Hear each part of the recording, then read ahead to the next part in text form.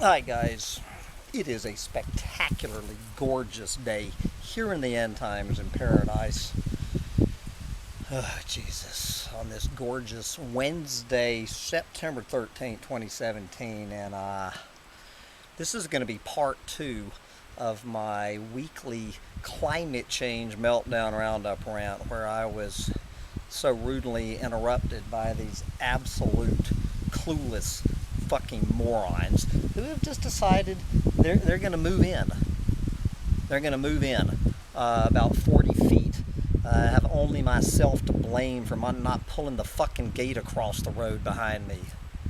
You know, don't get me going. I'm going to start sounding like Donald Trump about putting up that wall.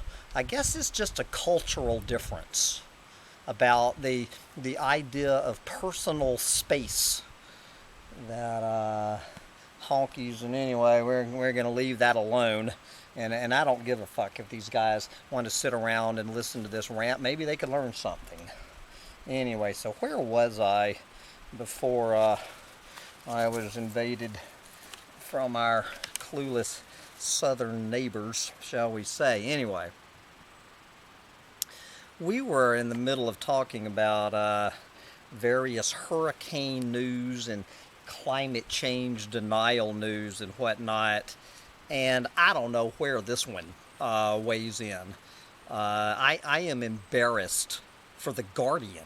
For the Guardian, I actually financially support the Guardian for their hard-hitting environmental reporting. And this is the environmental page editor himself, some clueless fucking limp dick mainstream environmentalist called Jonathan Watts. Jonathan Watts needs to have his head yanked out of his ass and be fired from the Guardian. Hurricanes wreak the havoc of climate change. No shit, Sherlock. But is a green energy solution in sight? Oh, come on now, that ain't even bullshit. That's horseshit. Jonathan, I got some bad news for you. There is no green energy solution to this problem. You know, except possibly a fucking 7 billion green condoms.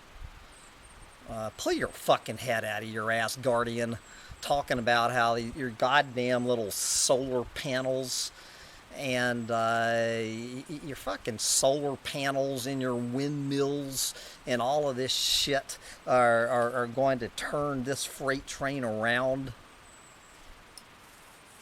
Like the debate over gun control, the public discussion in the U.S. about whether to take action on the climate has often been characterized as a struggle between powerful lobbies and violent reality. After each campus shooting or hurricane disaster, this is the Guardian comparing Hurricane Irma to a campus shooting, there is a brief uptick of concern followed by a gradual return to entrenched positions as the National Rifle Association or the oil industry reassert their influence, inevitably raising the question, just how bad do things have to get to reach a tipping point? My question for you, Jonathan, is how bad do things have to get for you goddamn little limp dick mainstream environmentalists to pull your fucking heads out of your asses? Goddamn clueless morons. Fortunately, the past few days have shown not only that the scale of catastrophe is getting worse, no shit, Sherlock, but the price of a solution is getting cheaper. Anyway, I've heard just about enough from the Guardian to make me want to cancel my subscription. I want my money back. fucking clueless morons. And ABC News is doing better than The Guardian on this story. Bracing for strong future hurricanes in coastal cities without knowing patterns. Yep.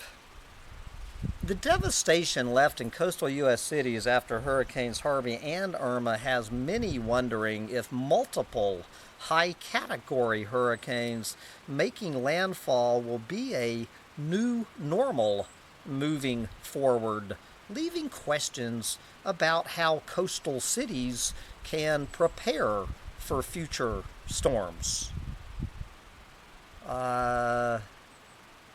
Many wondering. And we have the same usual mainstream media stuff about how we're going to get ourselves out of this mess. Here is building barriers.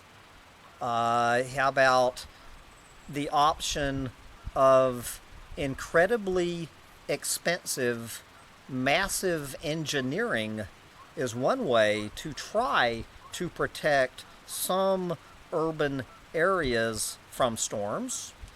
There you go.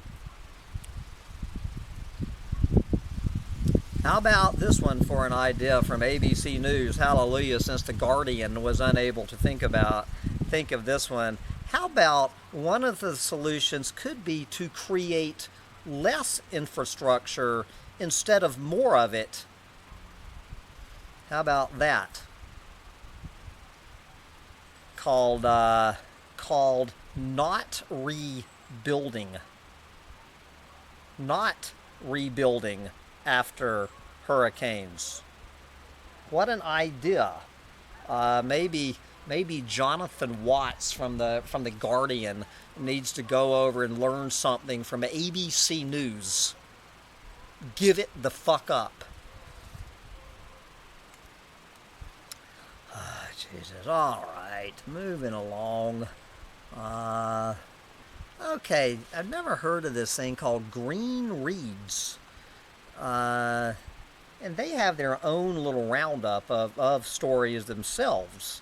I kind of like this. So this is their own roundup here after these hurricanes.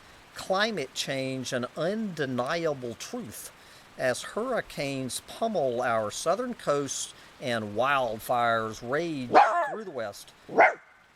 Can Americans finally put the debate to rest? Hush.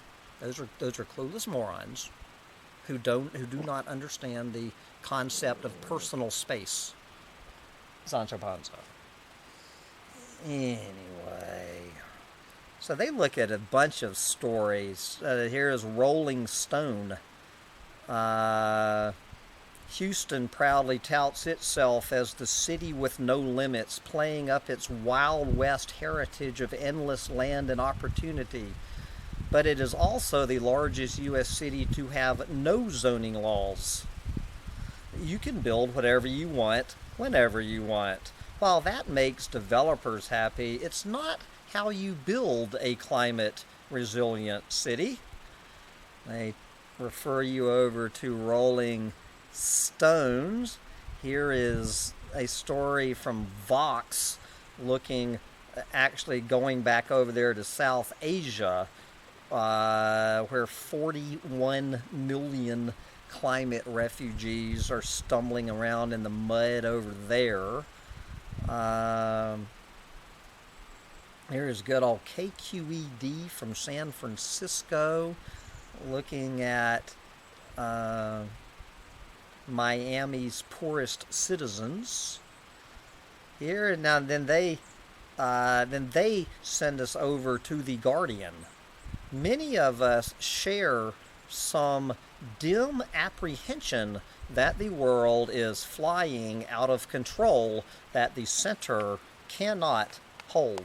No shit, Sherlock. Raging wildfires, once in 1,000-year storms, and lethal heat waves have now become fixtures of the evening news. No shit, Sherlock. Peter Brannon examines mass extinction events and the catastrophic outcomes of rising temperatures. No shit, Sherlock. Oh, these are actual videos, so this is a video from The Guardian. Okay, here is The Intercept. Anyone who has children in this troubling time, any clueless fucking moron who has children in this troubling time will appreciate the dilemma. How do you talk to your children about climate change? What you do is, if you want to talk to your children about climate change, get out the little magic markers and the little pieces of cardboard and make these fun little signs that even your second grader can understand.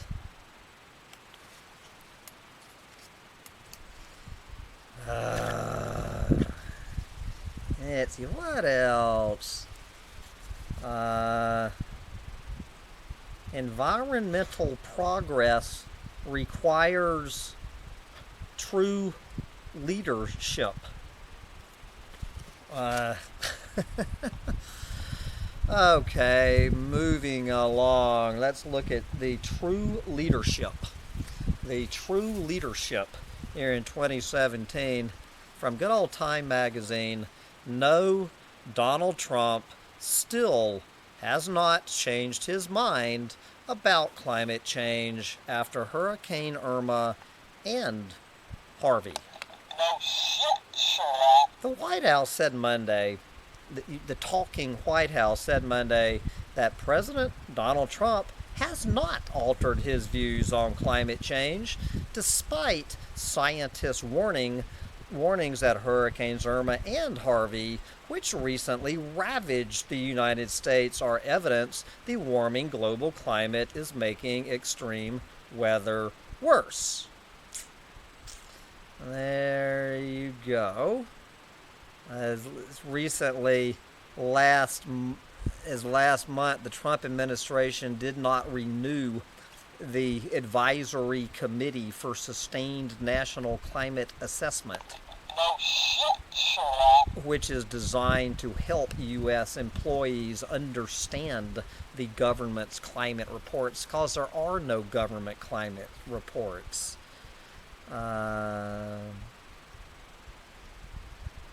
There you go.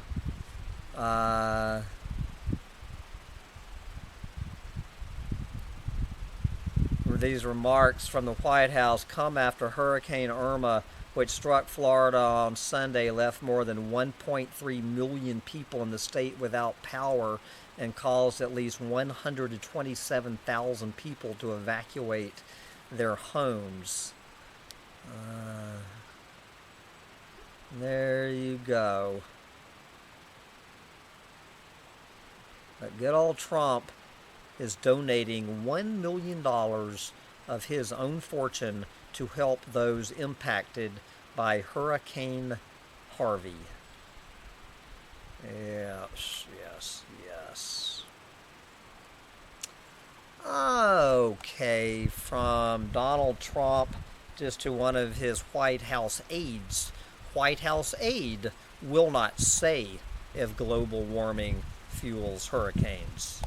No shit, Sherlock. This is President Trump's Homeland Security advisor, the advisor on threats to the security of our homeland.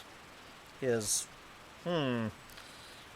is Tom Bossert, declined to say on Monday whether climate change is fueling powerful hurricanes like Harvey and Irma, but suggested the federal government will eventually look into a possible connection. Bullshit detected. Take precautions. Quote, "We will have to do a larger trend analysis at a later date. Caution level DEFCON 5. Okay, but finally, who we need to have as Trump's Homeland Security Advisor would be none other than our old buddy Pope Francis. Many versions of this story. Pope Francis on climate change. This is the HuffPost. Pope Francis on climate change, quote, "Man is stupid. Climate change denials amid catastrophic hurricanes are a reminder that humans are not a particularly smart species," Pope Francis said Sunday while flying over areas in the Caribbean decimated by Hurricane Irma. Quote, "Man is stupid," the Pope said, referencing a passage in the Old Testament. Quote, "When you don't want to see, you don't see. Man is a stupid and hard-headed being who does not see." There you go. Continuing on, those who deny climate change need to go to scientists and ask them. He said the scientific community has been clear and precise in linking human activities to the ongoing crisis, and that, quote, "each person has a moral responsibility." There you go.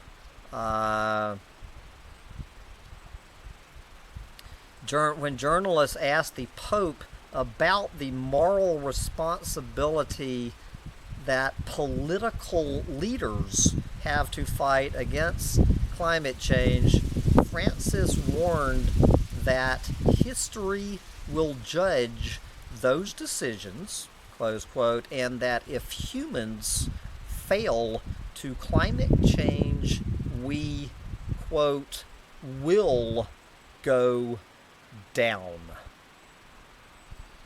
There you go. Thank you, Pope Francis.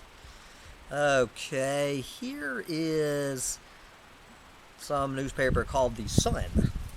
Climate change denial is an insult to victims. When, if not now, is the time to talk about global warming and what to do about it? The answer from the Trump administration and the Republican Party basically is succinct in its willful ignorance. How about never? Is never good for you? No national U.S. administration would look at the devastation from Hurricane Harvey and Irma and seek to deny climate change. No rational U.S. administration would look. At present, however, there is no rational U.S. administration. We have instead a president and an Environmental Protection Agency chief who refuses to acknowledge the obvious. Jesus. And then they just go through the, just the list, the same list, the growing list of the Donald Trump administration, just absolutely ramming their heads up their asses in just their braying ignorance about this.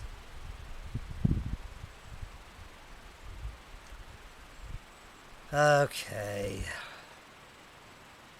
Anyway, moving on. Now, unfortunately, my computer ate this story from some outfit called CNS News. CNS News with this absolute clown just claiming right out there, loud and clear, in a headline on the Yahoo News science pages, there is absolutely zero connection between climate change and Hurricane Harvey and Irma and all the rest. And then when you find out who wrote the story, it was one of these fossil-fueled Koch brother propaganda idiots. I don't remember his name that got eaten, working for the Heritage Foundation. So we now have the Heritage Foundation, perhaps the single most obscene fossil fuel corporation propaganda outfit on the planet, being presented as news on the mainstream media. I'm in the middle of reading George Orwell's 1984, but at least here is one climate change denier. That hallelujah, brother. This is some guy I've never heard of. One of these conservative right-wing radio show host, Mark, this Levin or Levine. Levine, man cannot do a damn thing about hurricanes and climate change. There is no answer. Can I tell you a little secret? There is no answer. That's right. I've said it. There's no answer. Man cannot do a damn thing about it.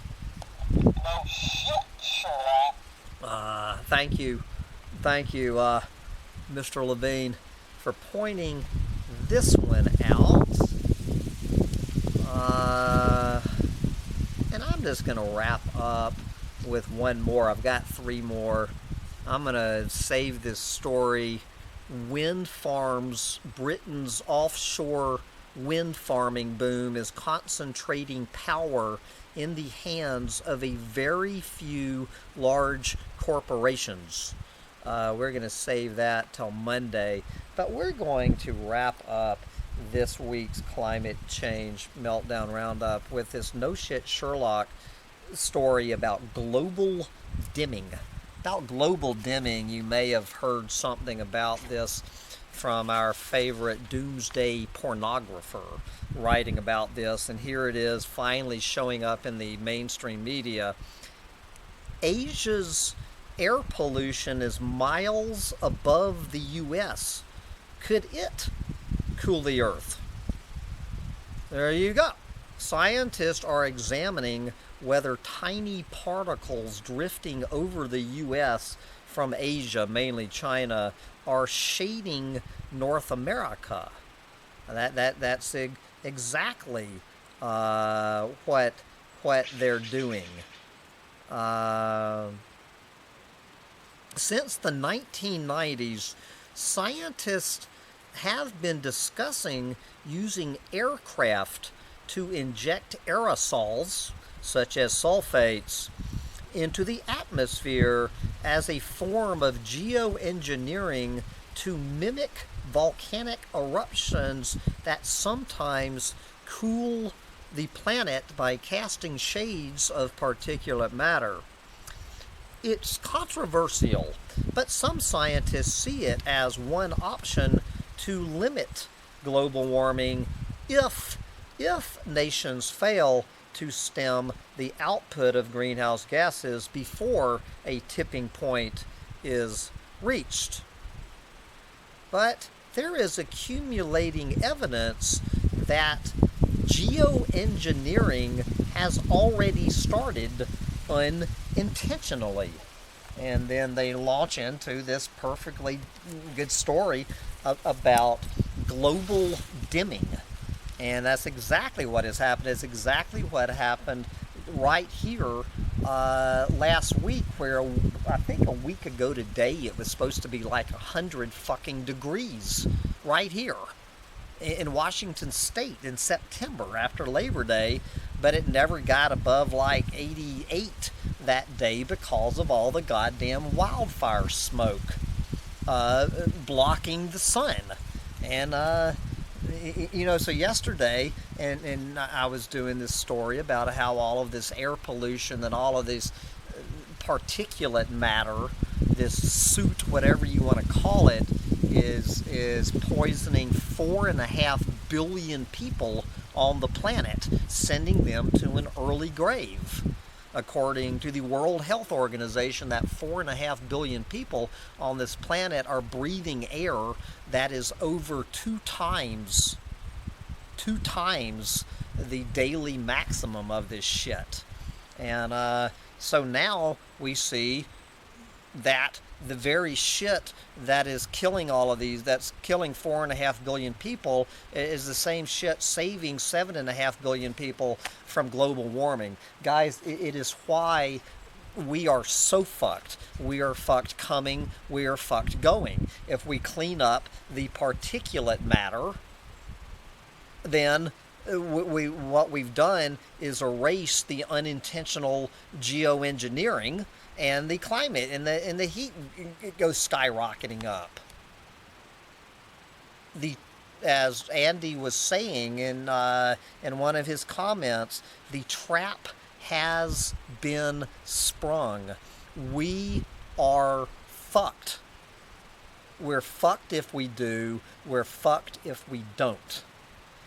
And with that, I am going to wrap up part 2 of my weekly climate change meltdown roundup rant, and get out here and enjoy this gorgeous day, and go practice my Spanish with my new neighbors, who seem like very nice young fellows, and I'm sure they are. I'm sure they are very nice young fellows. Maybe we'll have some tacos tonight. Smoke 'em if you got 'em, guys. We're fucked.